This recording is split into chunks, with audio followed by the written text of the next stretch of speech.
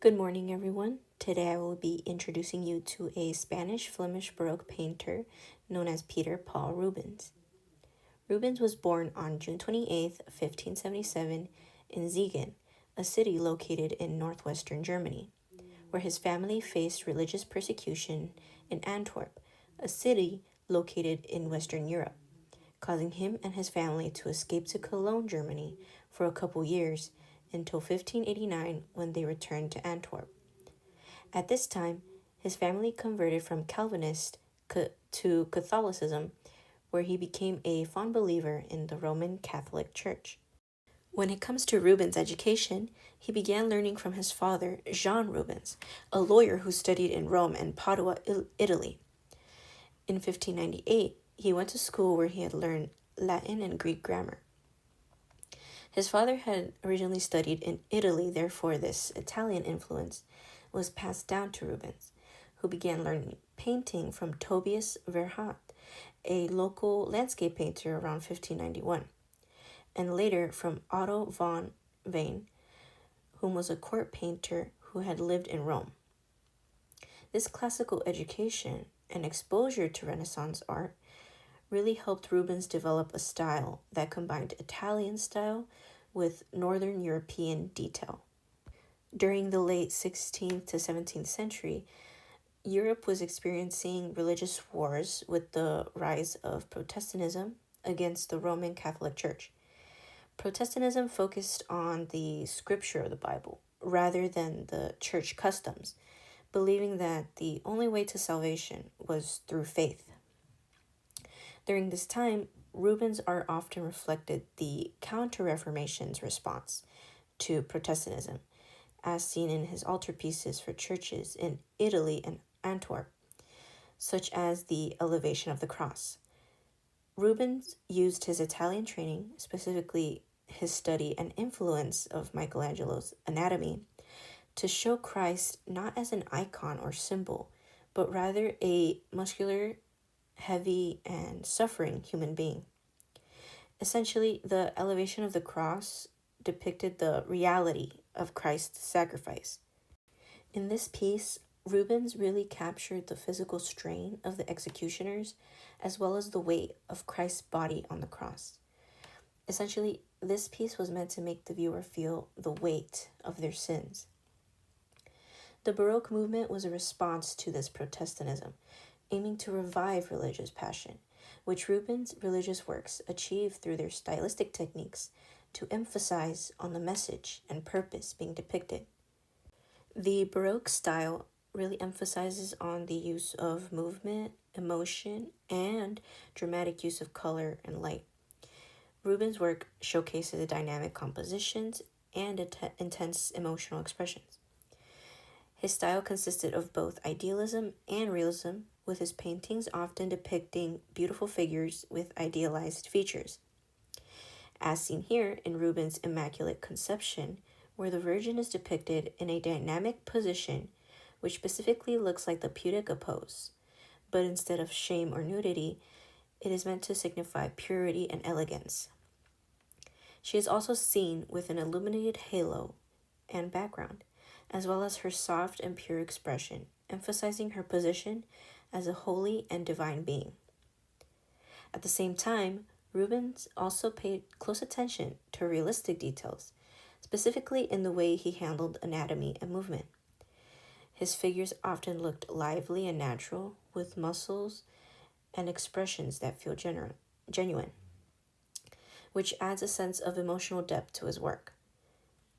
We can see his impact of emotion in his piece Adam and Eve, The Fall of Man, specifically in the facial features of Adam and the devil, who is depicted as half child, half serpent. Adam's expression of worry and disapproval really contrasts deeply with the devious smirk of the devil as Eve reaches for the apple. Rubens' travels to Italy during the 16th century really exposed him to the works of Titian, Tintoretto, Michelangelo, and Caravaggio, which influenced his approach to light, composition, and emotional expression. He was heavily inspired by Caravaggio's dramatic lighting, and realistic detail, especially in the way he captured human emotion and positions. That being said, let's take a moment to compare stylistic features in Caravaggio's and Peter Paul Rubens' Entombment of Christ. In the chat, you can give a few examples to answer this question.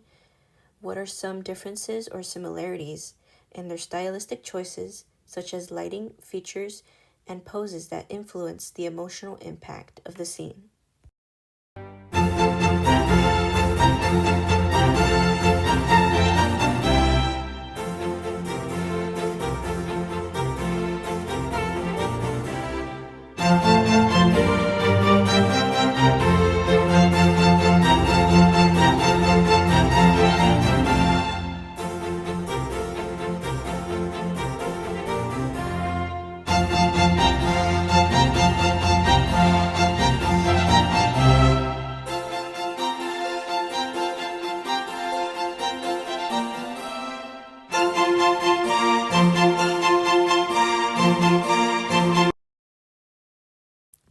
So, while Rubens had a variety of paintings depicting religious themes, he was also heavily inspired by Greek and Roman mythology that were influenced by his studies. These pieces often depicted the use of dynamic movement and emotion, as seen here with Rubens' nymphs and satyrs. This artwork showcases Rubens' artistry in capturing naturalistic depictions of flesh and facial features, while still capturing the essence of movement in nature and the figures. In this piece, Hercules and Cerberus, we actually see more of his use of line and sketch work, as it is less rendered and polished compared to his other works.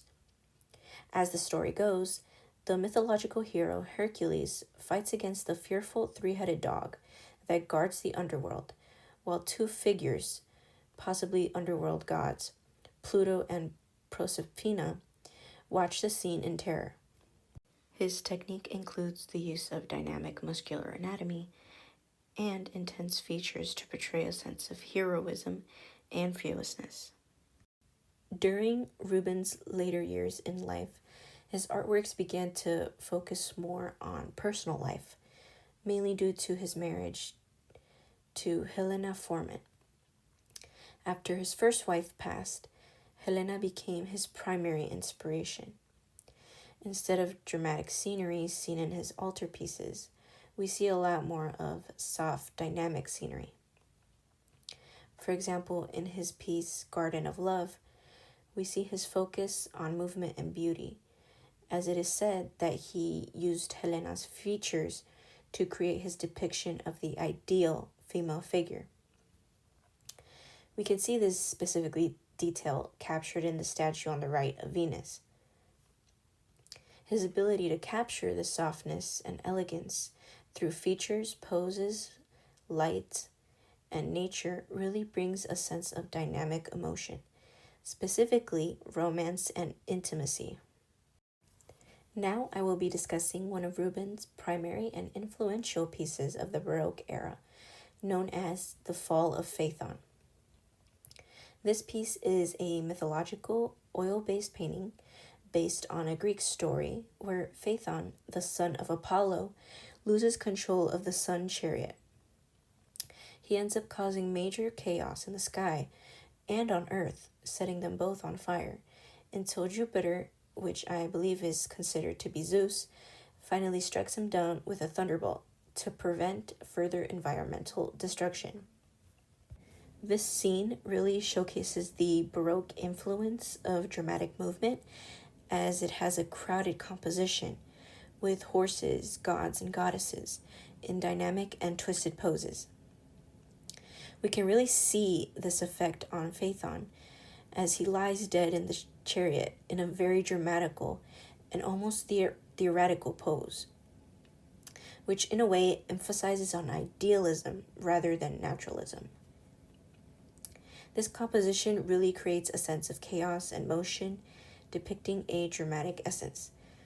When it comes to the effects of light, we can see a major contrast between light and dark, specifically with the background being a dark, stormy sky, and the bright light coming down from the right to showcase the powerful thunderbolt. These illuminated rays of light really draw the attention to the mythological symbolism, as the thunderbolt tends to symbolize destructive justice and divine power. We then see the influence of emotion and realistic features showcased in his depictions of the hours, which are beings with butterfly wings who maintain harmony and order of the universe.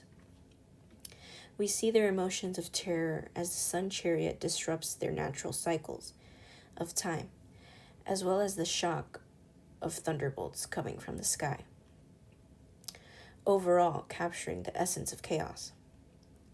We then see this technique of depicting strained muscles on both horses and beings, in which showcases a sense of intense pain and fear through their emotions, and even more so, their composition.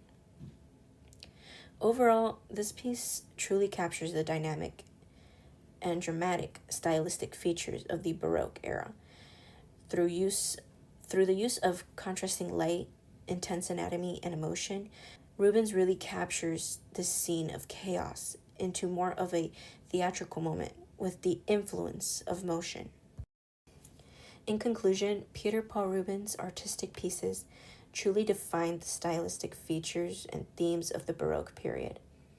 By incorporating detailed yet dynamic muscular anatomy and realistic fine details, he really enhanced the style of drama and emotion. Looking back at his work, we can see how he used these skills to influence his stylistic choices. For example, in The Elevation of the Cross, he didn't just paint a religious scene. He created a perception of intense weight and struggle in order to bring back the revival of religious devotion and passion at the time. We see the similar intensity in The Fall of Phaeton, showcasing a mythological story as a chaotic scenery full of light and motion. Overall, Rubens always incorporated a sense of liveliness into his pieces through dramatic lighting, twisted composition, and emotional expressions, ultimately capturing the overall style and essence of Baroque. Thank you.